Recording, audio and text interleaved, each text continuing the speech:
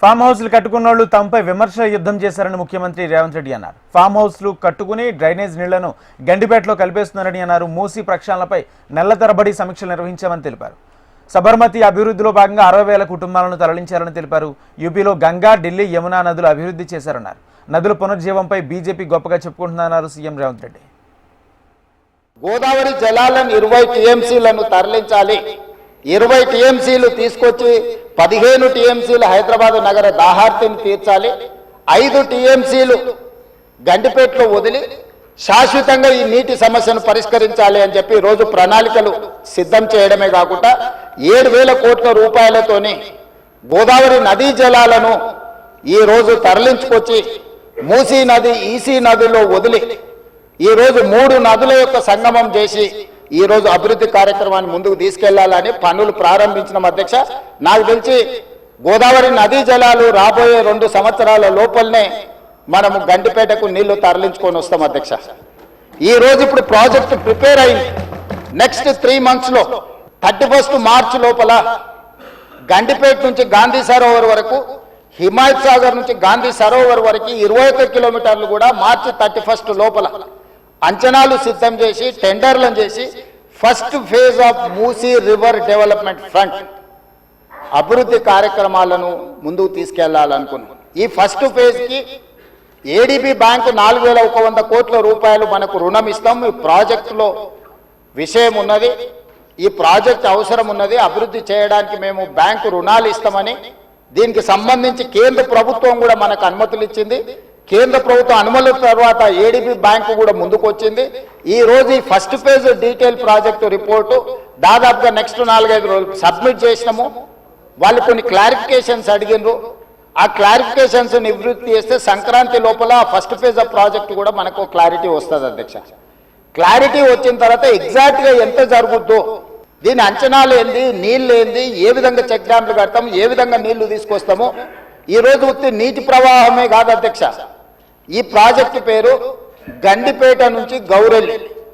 గండిపేట దగ్గర ప్రారంభమై రామోజీ ఫిలిమ్స్ దగ్గర గౌరెల్లి ఔటర్ రింగ్ రోడ్ కి కనెక్ట్ అవుతుంది అధ్యక్ష. ఎట్టి పరిస్థితుల మూసీ నది ప్రక్షాళన చెయ్యవలసిందే.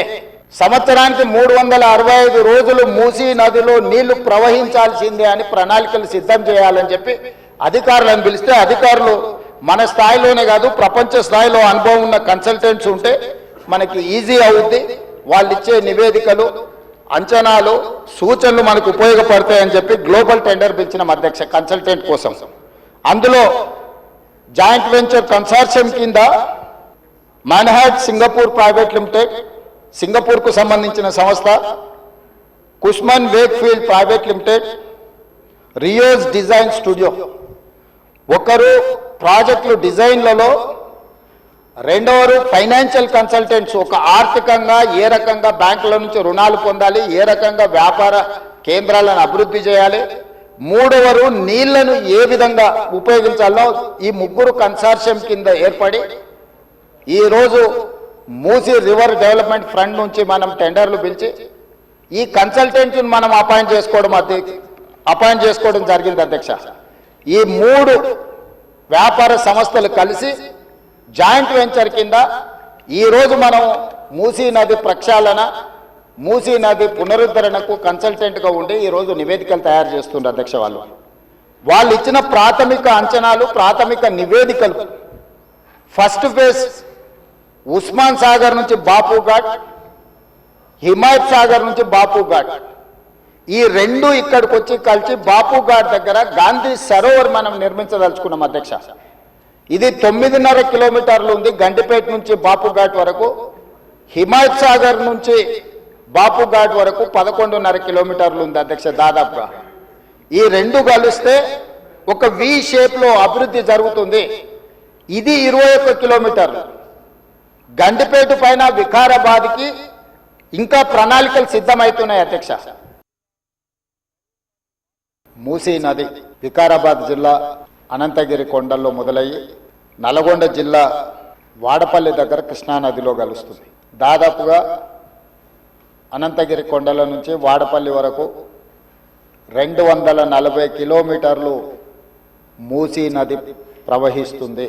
ఈ మూసీ నది, మూసీ ఒకటే లేదు అధ్యక్ష, ఇందులో ఈసా నది కూడా ఉంది. मेरा ख्याल से अकबरुद्दीन साहब को पता है, उस्मान सागर से नीचे भापू घाट तक मूसी नदी आएंगे, हिमायत सागर के ऊपर ईसा नदी है, वो नदी आके बापू घाट में, ये दो नदियों का संगम, इसीलिए बापू घाट वहां बनाए. कन्याकुमारी దగ్గర రెండు సముద్రాలు, రెండు నదుల యొక్క సంగమం దగ్గర మహాత్మా గాంధీ గారి అస్థికలు ఏ విధంగా పెట్టినరో, ఈరోజు వికారాబాదులో మొదలయ్యే మూసా, రంగారెడ్డి జిల్లాలో ఇతర ప్రాంతాల నుంచి మొదలయ్యే ఈసా నదికి సంబంధించి హిమాయత్ సాగర్ ప్రాజెక్ట్ ఉంది. మూసీ నదికి సంబంధించి ఉస్మాన్ సాగర్ ప్రాజెక్ట్ ఉంది, అంటే గండిపేట ప్రాజెక్ట్. ఈ రెండు నదులు వచ్చి లంగర్ హౌస్ దగ్గర ఏదైతే బాపు ఘాట్ ఉందో అక్కడ ఈ రెండు నదులు కలుస్తాయి. ఆ రెండు నదుల కలయిక దగ్గరనే మహాత్మా గాంధీ గారి అస్థికలను పెట్టి బాపు ఘాట్ను నిర్మించడం జరిగింది. శాశ్వత సమస్యల్ని పరిష్కరించి మన ఆరోగ్యాన్ని కాపాడే జలవనరులను కలుషితం చేయడమే కాకుండా కబ్జాలు పెట్టి ఫామ్ హౌజులు కట్టి ఫామ్ హౌస్లో డ్రైనేజ్ లైన్లు తీసుకెళ్లి ఈ గండిపేట హిమాయత్ సాగర్ కలిపినారు అధ్యక్ష.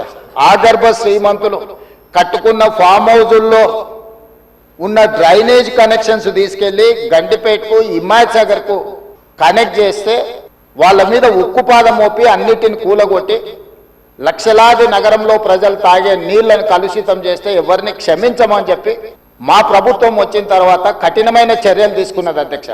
దాని మీద ఎన్నో విమర్శలు వచ్చినాయి. జన్వాడలో ఫామ్ హౌజులు, మొయినాబాద్లో ఫామ్ హౌజులు కట్టుకున్న వాళ్ళు నా మీద దాడి చేసిరు. లక్షల కోట్ల రూపాయలు సోషల్ మీడియాలో ఖర్చులు పెట్టి బద్నాం చేసే ప్రయత్నం చేసిరు. అయినా మా సంకల్పం మంచిది, పేద ప్రజలకు మేలు జరగాలన్న ఆలోచనతో ఎన్ని విమర్శలు వచ్చినా వెనక్కి తగ్గకుండా 100% ఆ కార్యక్రమాన్ని ముందు తీసుకెళ్లే ప్రయత్నం చేసి, అభివృద్ధి జరిగినప్పుడు కొంతమందికి ఇబ్బంది జరుగుద్ది.